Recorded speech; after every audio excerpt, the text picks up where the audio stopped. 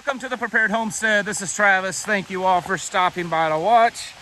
I hope the audio comes through okay on this because it's just pouring rain. And while the canopy is definitely protecting me a little bit, I know that it increases the noise. So maybe a little bit of a struggle, and I do apologize. Maybe I can kind of fix it and tweak it a little bit in the editing phase. And then of course we got raindrops like the one that just hit the camera, but we'll see. There we go. I don't know. We'll see how well this works. There. It's going to be very unprofessional today. When I started out this morning, I checked the weather, and you know how accurate these weather apps are. And it showed any bit of rain in the area had already moved through and was moving away. So I thought, well, we're good. And this happens. But we need it, so I'm not complaining. And it's certainly not going to hurt me to walk a few miles in the rain. A lot of stuff's going on, folks. I'm sure a lot of you are kind of focused on what happened last night. And maybe it's taken you by surprise. Maybe it hasn't, because nothing surprises you these days. But just in case you're the few that didn't know it, apparently the FBI issued a warrant, conducted a search warrant. There we go, I'll get it out. And raided Donald Trump, former president's home in Florida. Now, that's not necessarily going to be the topic today. We'll probably talk around it, mostly because there's so little information that I don't even know that I can, say a whole lot. It is, regardless of what you think of him, this is unprecedented. Even this morning when I first got up, I watched a little clip from the CBS Morning News. And of course, the people on it were very left, made it pretty clear that they were not favorable to Trump. But even they were saying that this is shocking, this is unprecedented for the Justice Department to do this to a former president. Especially when there's all kinds of stuff that you and I both know, so does pretty much everybody else, that the Justice Department, FBI, just kind of doesn't touch. They don't speak of those things. That's like those are taboo. We don't talk about that. What I wanted to talk about today, though, mostly because of this, and we've talked about this several times on this channel. Does this push us any closer to a great divide in this nation? Even a civil war. Now, I have stated several times before, I believe that we are in a cold civil war, and that we have been for a very long time. I would say at minimum a decade. But we have been in a cold civil war in this nation.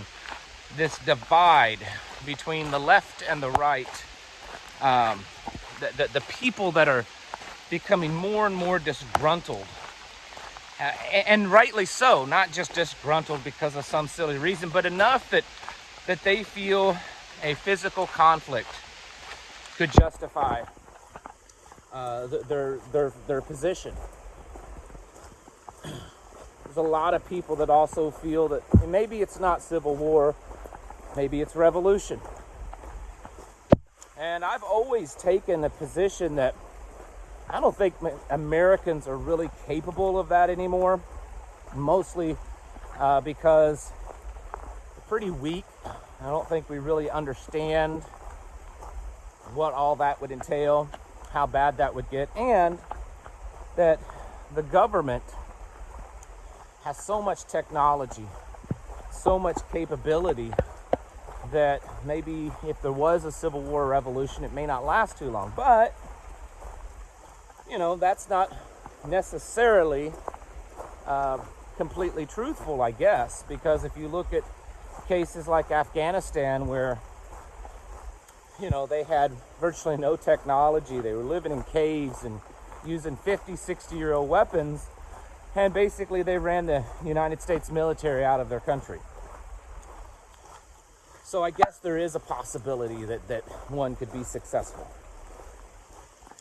And I'm not saying that's exactly what's happening, but I think, and again, we don't know all the information, and we don't know how far this is going to be taken. But as of right now, it does look like that it's becoming more of a possibility.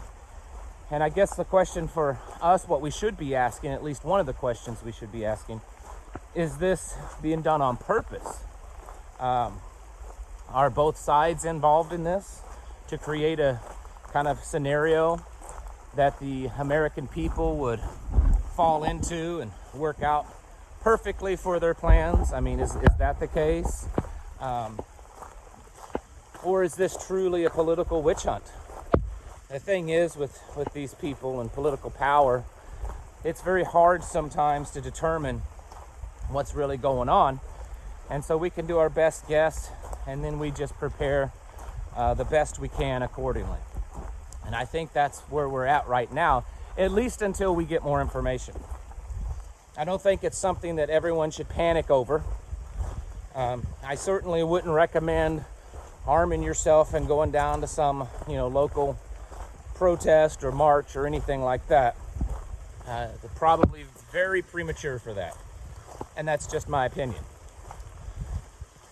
But I do think that the actions of this recent action last night and the things that we've seen over the last few weeks is nothing more than confirmation to all the things that we've talked about, all the things that we're preparing for, the conspiracies that we discuss. I think it's becoming more and more apparent that we're not off somewhere and coming up with these ridiculous ideas and too paranoid and all that kind of stuff. I don't see how anyone else could look at it. I mean, there's things internationally happening, and there's things domestically all at the same time. And we don't really know just how much of it's all coordinated efforts to bring us down and to cause a big reset, or is it just happening because the world's falling apart? And when things start to fall apart, other things that weren't planned start to fall apart too, because there's so much interconnectedness between all these systems that when one or two or three or four start to crumble, it affects everything. And that could be happening too. For you and I, like I said, don't panic. Don't freak out. Yeah, it's a little shocking. I think there's definitely, even if, here's the thing.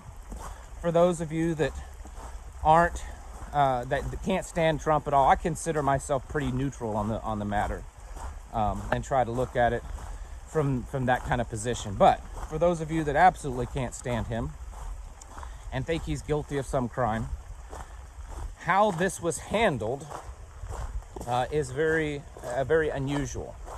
That they would do something like this that's fairly public. And I know they didn't make the announcement, Trump did, but still, this is pretty strange. And either it is a real serious political witch hunt, so as Trump said, or maybe there's some evidence that the FBI has that we have no idea, and that there were things that's not been on our radar at all that show some really serious criminal activity. The thing is how many presidents left office that had no criminal activity and that were squeaky clean? Probably none. I mean, regardless of how much you like a particular president, I think it would be crazy to think that they didn't do anything wrong, that they didn't use the power in the office to benefit themselves or to cover up things. I mean, that's just like, it's like standard operating procedures for a president. Anyone really in that position, that level of position. I do think that this is more evidence. It's like doing an investigation and putting together a criminal case. This is just more evidence to what we've been talking about, a collapse, a takeover, a reset. We're seeing problems exacerbate. I'm sure that, you know, there's a possibility that this will just fire up the base and really help Trump, you know, get reelected. It's also a possibility that they will somehow deem him ineligible because he's either sitting in jail or has some criminal prosecution going on against him. There's all kinds of possibilities here. And the good thing about being who we are is that we can be prepared for whatever happens, regardless of what the outcome is. I've always been the type of prepper that says, I'm not really preparing for any particular scenario. I'm just preparing for absolute destruction and annihilation. And in doing so, it helps me be prepared for everything. It's certainly strange, and it's going to be definitely something to talk about for days. I'm sure the news will be filled with it, and you and I will be wondering, okay, now what are they distracting us from? I mean, we had days of Pelosi going to Taiwan, and now we've got this. What's really going on behind the scenes? Don't know. All I can say is just keep preparing. Again, all the stuff that we've seen happen over the last days and weeks, all put together, is just more indicators that we're watching the crumbling of our society, and that these things shouldn't be used to scare you.